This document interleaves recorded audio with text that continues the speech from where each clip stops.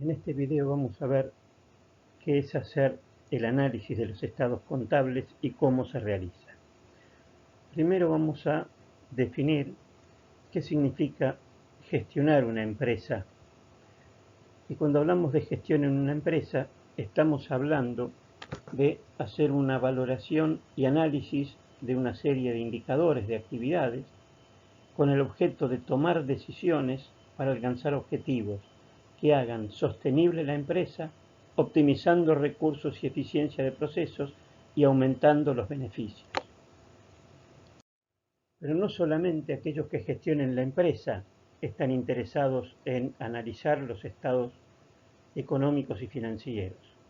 También estará interesado el gobierno, también estarán interesados los clientes, también los proveedores, los prestamistas, los inversores, los accionistas. ¿Desde qué punto de vista se puede hacer un análisis de estos estados? Nosotros podemos tener un punto de vista jurídico, uno financiero, un análisis del tipo patrimonial o económico. Procedimientos que podemos aplicar, varios. Métodos de comparación, sacar porcentajes, números índices, ratios. ¿En qué consiste el análisis de los estados contables? Primero es seleccionar los datos que nos interesan, procesarlos y elaborar informes. A partir de ahí tendremos que aplicar técnicas de análisis, varias. Entre ellas tenemos que analizar el sector al que pertenece la empresa, qué tamaño tiene la empresa y compararla con los datos obtenidos con otras empresas. ¿Para qué? Pongamos un ejemplo, como siempre, burdo, pero que sea claro. Si nosotros estamos teniendo una ganancia del 20%, ¿esto es bueno o es malo? Dicho así, ni es bueno ni es malo. Si nosotros nos comparamos con empresas similares que se dedican a lo mismo que nosotros, podremos empezar a tener una idea. Si nosotros ganamos el 20% cuando cualquier empresa como la nuestra gana el 30%, algo estamos haciendo mal. Si nosotros ganamos el 20% cuando cualquier empresa como la nuestra gana el 10%, algo estaremos haciendo bien. ¿Qué tipos de análisis vamos a poder aplicar? Análisis estático, dinámico, sistemas de ratios, análisis vertical y horizontal, que los vamos a ir viendo en la medida que avancemos con esta clase. ¿Y cuáles son los distintos análisis que vamos a realizar? Vamos a tener un análisis de tipo patrimonial. Cuando hablamos de patrimonio, hablábamos de los bienes, derechos y obligaciones de la empresa. Por lo tanto, cuando hablamos de hacer un análisis patrimonial, estamos hablando de analizar la composición de los activos, que son aquellos que nos muestran los bienes y derechos que tiene la empresa, y del pasivo exigible, que nos va a dar cuáles son las obligaciones con terceros. En función de conocer activo y pasivo, obviamente tendremos determinado el patrimonio neto. Luego tendremos un análisis financiero que nos va a permitir determinar las reservas para cancelar obligaciones, es decir, con qué recursos contamos para poder hacer frente a nuestras deudas. Y finalmente, un análisis económico, que significa hablar de la variación del patrimonio. Y como ya habíamos visto previamente, ¿qué significa variación del patrimonio? Si el patrimonio neto final es mayor que el inicial, habla de haber obtenido beneficios. Si el patrimonio neto final es menor que el inicial, habla que se produjeron pérdidas. ¿Cuáles son las condiciones para obtener un buen análisis? Debemos comparar con estándares, estudiar la tendencia de los valores obtenidos comparando con varios periodos consecutivos. Si nosotros acá ya vemos que tenemos dos análisis por hacer de nuestros datos.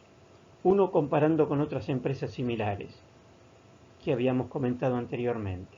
Y el otro es comparando nuestros datos del último periodo con los anteriores para ver su evolución. A ver si su evolución va en el camino que nosotros pretendemos o no. ¿Cuáles son los problemas principales a detectar a través del análisis?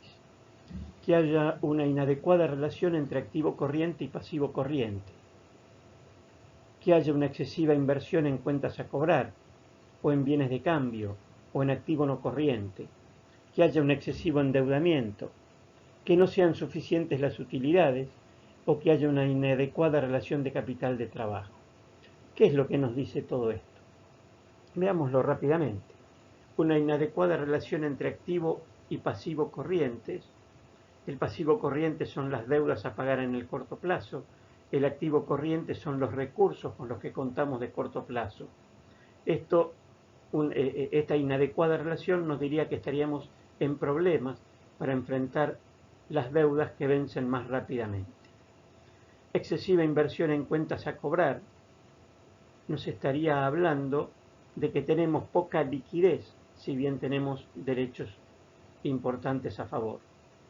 Excesiva inversión en bienes de cambio o en activo no corriente nos está hablando de que estamos invirtiendo mal, o que estamos invirtiendo en bienes de cambio, materiales o mercaderías que no se venden, o que estamos haciendo demasiada inversión en capital fijo, y debemos recordar que aquel que por su circulación genera el beneficio es el capital circulante.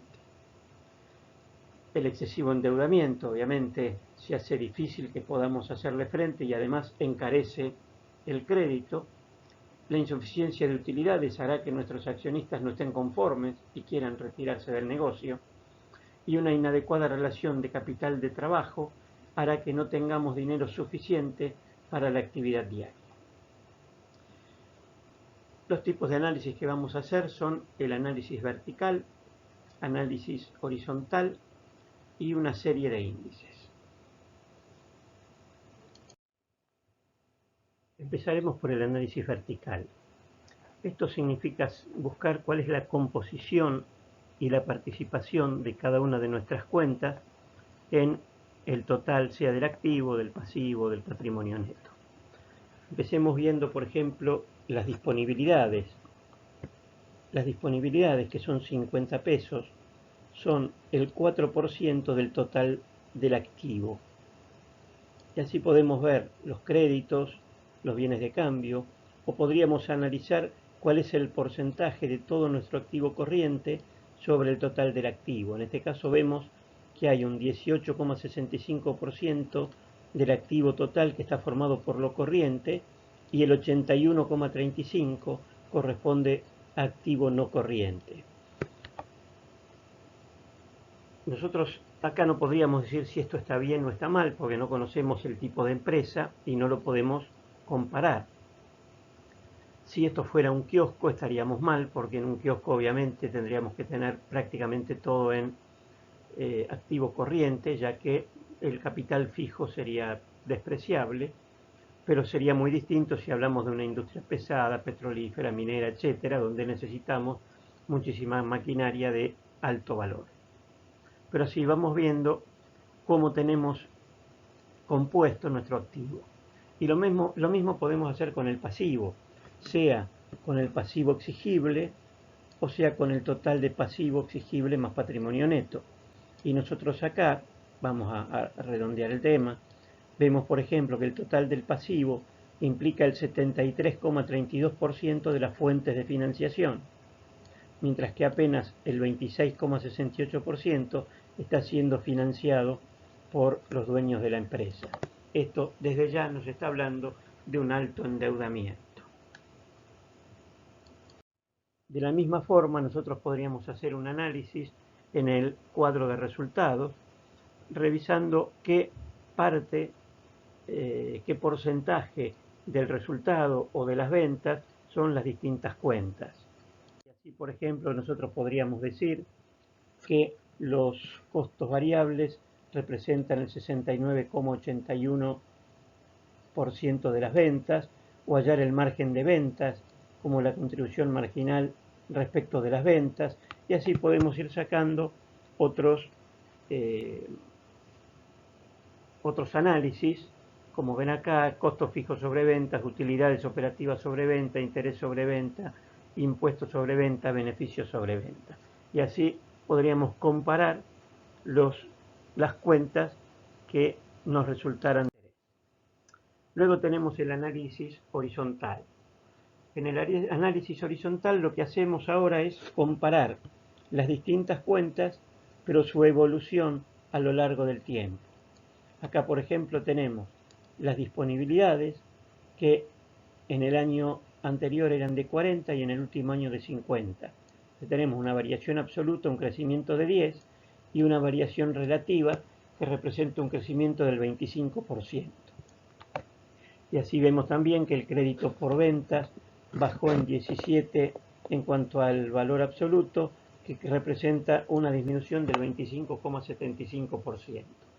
Y así podemos ir viendo la variación de cada una de las cuentas y de los totales del activo, el pasivo y el patrimonio neto a lo largo de los distintos periodos en análisis.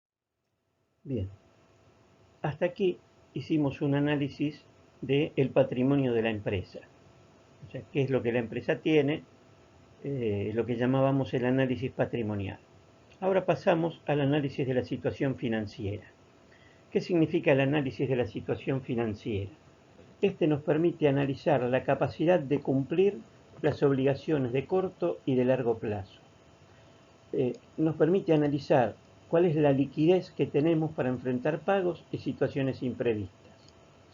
Si nosotros usamos el activo y el pasivo corrientes, estaremos haciendo el análisis financiero del corto plazo.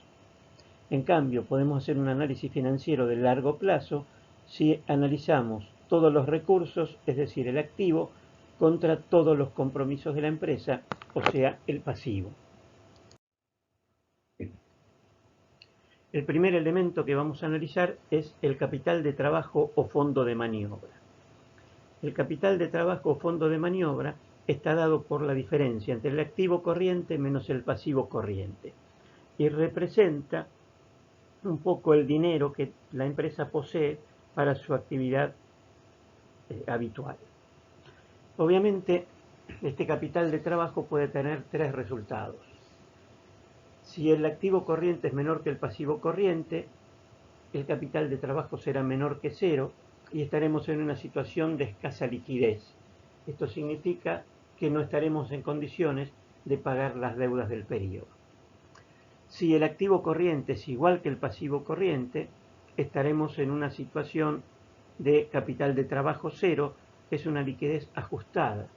Esto implicaría, tenemos los recursos para hacer frente a nuestras deudas de corto plazo, pero podría pasar, como dentro de estos recursos están los disponibles, como el efectivo, los realizables, como ser los créditos que hayamos dado a nuestros clientes, y también las existencias, dado que tenemos dentro del activo corriente los bienes de cambio, podría suceder que tengamos retraso en el pago de las deudas si resulta que tenemos algún atraso en la cobranza de nuestros derechos. O sea, es una situación también complicada. ¿Cuál es la situación que debemos buscar? Aquella en la cual el capital de trabajo es mayor que cero, o sea que el activo corriente es mayor que el pasivo corriente. Esto indicaría que tenemos capital positivo y suficiente para tener un margen de seguridad. El paso siguiente es calcular algunos índices. Si estamos hablando del corto plazo, entonces vamos a trabajar con los activos y pasivos corrientes. Y el primer índice que podemos calcular es el que vamos a llamar índice de solvencia. Este índice de solvencia está dado por la relación entre el activo corriente y el pasivo corriente. ¿Cuál es el resultado que se busca? Que el índice de solvencia sea mayor que 1, o sea que el activo corriente supere al pasivo corriente. Podríamos decir que el ideal estaría entre 1,5 y 2. Si queremos ser más estrictos, que es lo que nos dice este índice, podríamos eliminar aquellas que son las existencias y por lo tanto obtendríamos lo que llamamos el índice de liquidez, que estaría dado por las disponibilidades y los créditos a clientes respecto del pasivo corriente total. Aquí estaríamos buscando que esta relación nos dé aproximadamente 1, en lo posible un poquito por arriba de 1. Y ese sería un valor que podría dejarnos más o menos tranquilos. Pero si todavía queremos ser más estrictos en nuestro estudio, tendríamos que calcular entonces el índice de liquidez absoluta, también conocido como prueba ácida. Y en este caso haríamos directamente las disponibilidades sobre el pasivo corriente. ¿Sí?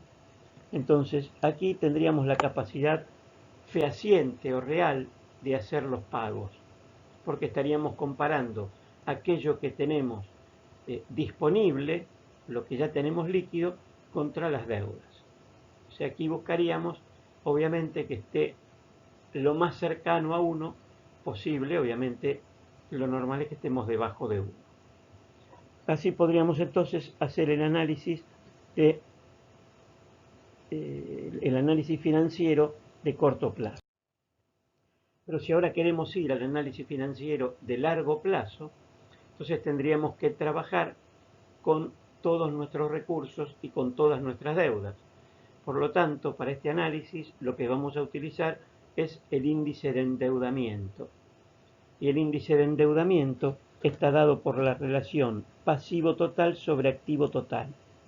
Y lo que buscamos, obviamente, es que este índice de endeudamiento sea lo menor posible. Desde ya debería ser menor que 1, porque no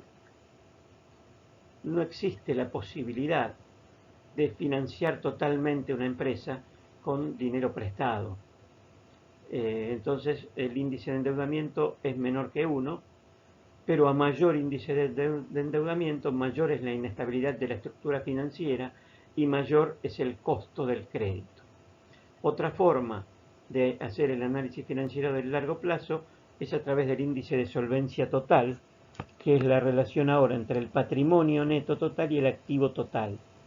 En este caso lo que estamos comparando es cuál es el porcentaje del activo total financiado con recursos propios. Y en este caso, obviamente, lo que nos convendría es que a mayor índice de solvencia total, menos comprometida es la situación de la empresa para hacer frente a sus obligaciones. Pasamos ahora al análisis económico de la empresa. Habíamos dicho que el análisis económico de la empresa consistía en analizar la evolución del negocio.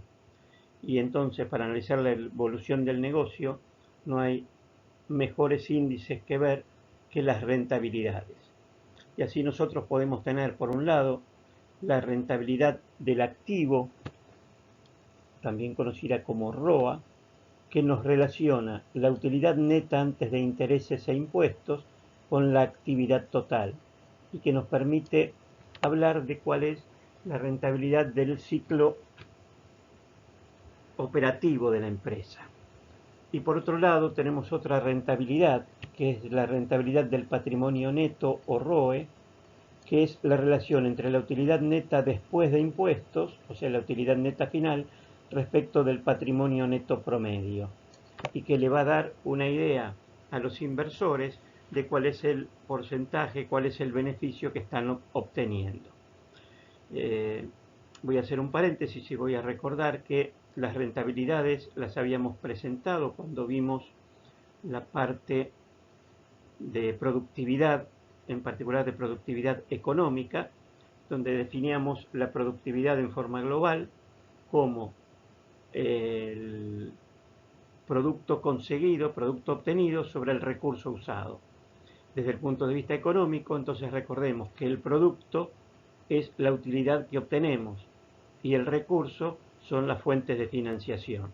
Por eso estamos hablando, si hablamos de toda la empresa, la utilidad conseguida respecto del activo, y cuando hablamos de los inversores, hablamos de la utilidad obtenida respecto del patrimonio neto promedio, que es el recurso usado. Ahora vamos a ver, a través de un análisis denominado fórmula de Dupont, análisis de Dupont, los ciclos económicos y financieros de la empresa.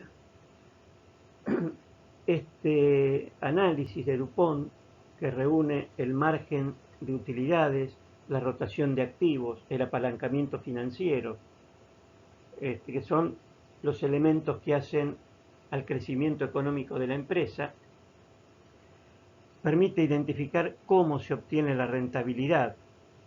Esto indicaría cuáles son nuestros puntos fuertes y cuáles son nuestros puntos débiles respecto de cómo obtener nuestros beneficios, y determina a su vez la eficiencia con que se usan los activos, el capital de trabajo y el apalancamiento financiero.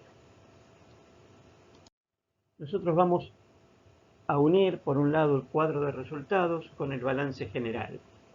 Vamos a empezar desarrollando el ciclo económico de la empresa, es decir, la operación de la empresa sin tener en cuenta cómo la hemos financiado. Entonces, si nosotros venimos desde el estado de resultados, nosotros tenemos que las ventas, el ingreso por ventas, menos los costos de producción, nos dan el margen de contribución. Si a este margen de contribución le restamos todos los demás gastos y amortizaciones necesarios para operar, llegamos al resultado operativo o resultado antes de intereses e impuestos. Esto viniendo desde el cuadro de resultados. Pero si nosotros ahora venimos desde el balance general, nosotros sabemos que los activos líquidos, es decir, lo disponible y los derechos, más los inventarios, forman nuestro activo corriente. Y si a esto le sumamos los activos fijos, obtenemos el total de activos. Y aquí hemos llegado, ¿sí?, desde el estado de resultados con el resultado operativo al total de activos.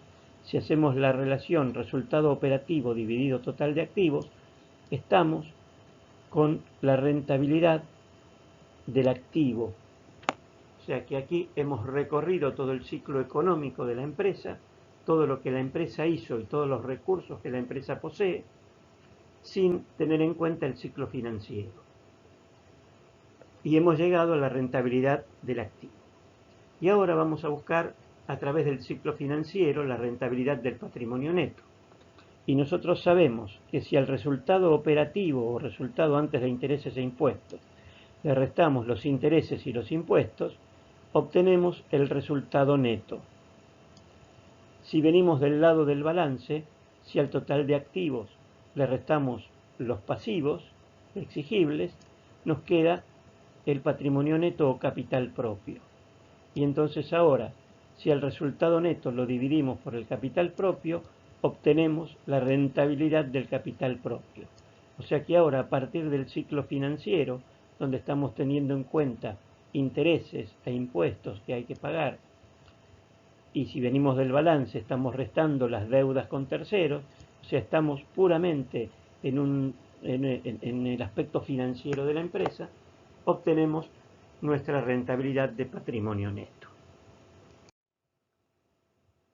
Vamos a introducir ahora otro concepto que es el efecto palanca o apalancamiento financiero o efecto leverage, que sirve para ver cuál es la contribución del capital ajeno a la rentabilidad de los recursos propios.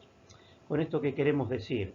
Que si nosotros utilizamos bien el endeudamiento, podemos hacer que el beneficio del inversor aumente. Esto lo vamos a presentar y lo vamos a ver cuando veamos el costo del capital, lo vamos a ver con un poquito más de profundidad. Este efecto palanca se mide como la relación entre la rentabilidad del patrimonio neto y la rentabilidad del activo, es decir, ROE sobre ROA.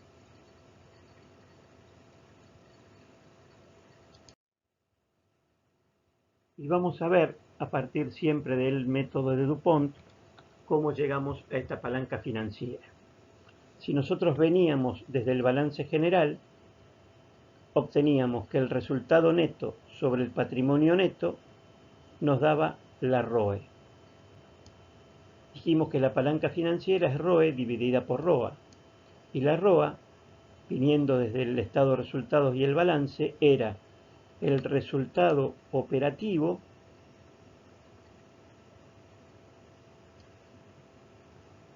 dividido los activos promedio. Pero si nosotros ahora resultado operativo sobre activos promedios lo multiplicamos y dividimos por las ventas, podríamos decir que es resultado operativo sobre ventas, a esto lo llamamos margen de ventas, por ventas sobre activo promedio, y a esto lo llamamos la rotación de los activos. Entonces, margen de ventas multiplicado por la rotación de los activos nos da la rentabilidad del activo o ROA. Y con esto que vemos, que la rentabilidad del activo que habíamos definido como el resultado operativo sobre el activo está influenciada o está determinada por dos conceptos muy importantes. Uno es el margen de ventas y el otro es la rotación de los activos. El margen de ventas sería, de acuerdo a lo que vemos, la relación entre el resultado y las ventas, es decir, el porcentaje que nos deja de beneficio las ventas que realizamos. Pero no es este el único caso que puede influenciar sobre nuestra rentabilidad. También la cantidad de veces que hagamos rotar nuestros activos influye en la rentabilidad. Obviamente sabemos que el activo fijo se llama así porque lo tenemos que tener quieto para poder usarlo repetidamente. Entonces, en realidad, quien más influye en la rentabilidad o en la rotación de activos es el circulante, tal como habíamos visto cuando hablamos de los factores de la producción, que cada vez que nuestro activo o nuestro capital circulante pegaba un giro completo, se generaban los beneficios. Por lo tanto, vemos dos formas de obtener beneficios para mejorar la rentabilidad: teniendo un margen de venta más alto o haciendo que nuestros activos roten con mayor celeridad, más rápidamente, dado que cada rotación genera beneficios.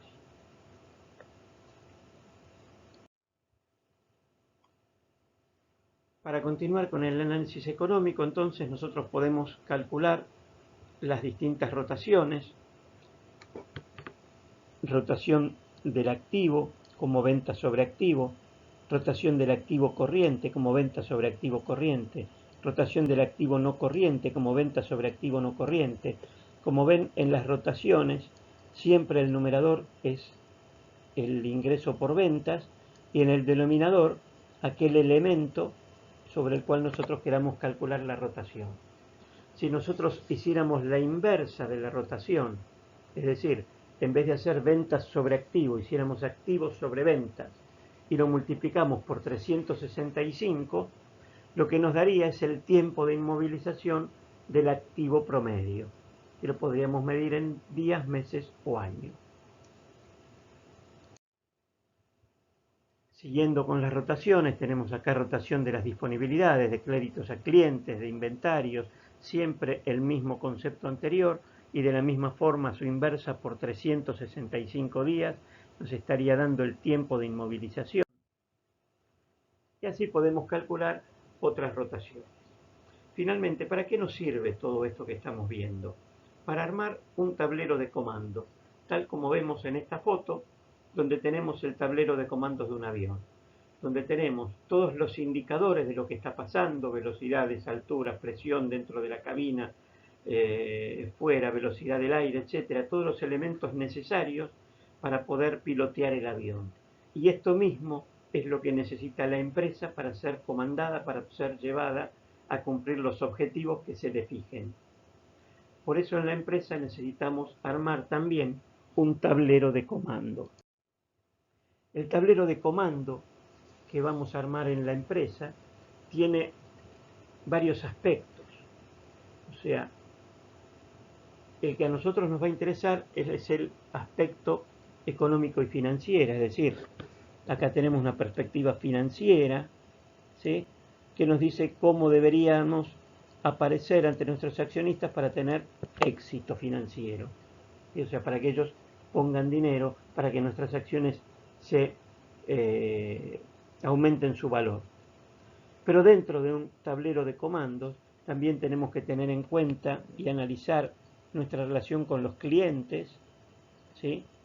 Tendríamos que tener en cuenta el análisis de nuestros procesos internos para saber en qué tenemos que ser excelentes y qué tenemos que mejorar. Tendríamos que tener en cuenta índices que hablen de nuestro crecimiento y desarrollo. Todo esto hace al tablero de comandos de una empresa. Pero, refiriéndonos al aspecto económico-financiero, nosotros podríamos armar un tablero de control más o menos como el que figura acá. Por supuesto que este tablero de control lo arma cada empresa en función de aquellos elementos que quiera controlar. Esto es un ejemplo. Entonces, nosotros podríamos poner, primero tenemos toda la parte de análisis financiero, donde aparecen el índice de solvencia, liquidez absoluta, endeudamiento, capital de trabajo. Luego entramos con el aspecto económico, donde tenemos la rotación del activo corriente, de los bienes de cambio, el patrimonio neto, los plazos de inmovilización de los stocks, por ejemplo, plazo de créditos concedidos a clientes, plazo de crédito concedido a proveedores, plazo promedio de pago, índice de cobranzas, o sea, cosas que hacen a la operación de la empresa. Y luego tendríamos el margen de ventas, la rentabilidad del patrimonio neto, la rentabilidad del activo, el índice de Dupont, o sea, la rentabilidad del activo, expresado como margen de ventas por rotación de activo o de patrimonio neto en este caso. En este caso sería la rentabilidad del patrimonio neto. Y luego tenemos lo que verían finalmente los accionistas, o lo que les importa, que es los beneficios por acción, cuál es la utilidad que cada acción va a recibir, o el payout, o sea, cuál es el porcentaje de los dividendos respecto del resultado neto. Y así podríamos agregar otra cantidad de índices, como dije antes, todo aquello que nos interese controlar para llegar a nuestro objetivo, lo pondríamos en un tablero de control similar a esto y lo verificaríamos y lo compararíamos con otras empresas similares y lo compararíamos con nuestros periodos anteriores para ver si la evolución es la correcta o no. Entonces, así podremos analizar si estamos mejorando, si nuestro índice de solvencia o liquidez absoluta va aumentando, es porque nuestra situación financiera está mejorando en el corto plazo. Si el índice de endeudamiento va disminuyendo, nos está diciendo que nuestra situación financiera de largo plazo está mejorando. Si nosotros vemos que mejoran las rotaciones, esto podría hablar de que nuestra situación económica está mejorando. Pero cuando queramos hablar de la situación del análisis económico, lo primero son las rentabilidades, ¿sí? Nuestras rentabilidades, tanto la del activo como la del patrimonio neto, ¿están mejorando? Esto implica que la situación económica mejora. ¿Están disminuyendo? Esto implica que la situación económica está peor. Y a partir de ahí podríamos buscar las causas de este empeoramiento a través del índice de Dupont. Es decir, ¿por qué disminuye nuestra rentabilidad? ¿Porque baja nuestro margen de ventas o porque están bajando nuestras rotaciones? ¿Sí? Si están bajando nuestra rotación de activos, por ejemplo, buscar en las distintas rotaciones dónde se está produciendo esta causa. ¿Está bajando la rotación de bienes de cambio? ¿Está bajando la rotación del activo corriente? ¿O es en la rotación del activo total? En fin, esto nos irá llevando a un análisis continuo que nos permitirá saber lo que sucede con la empresa y que nos permitirá buscar las causas para poder corregir aquello que esté mal y mejorar aquello que estemos haciendo bien. Con esto terminamos nuestro tema de contabilidad.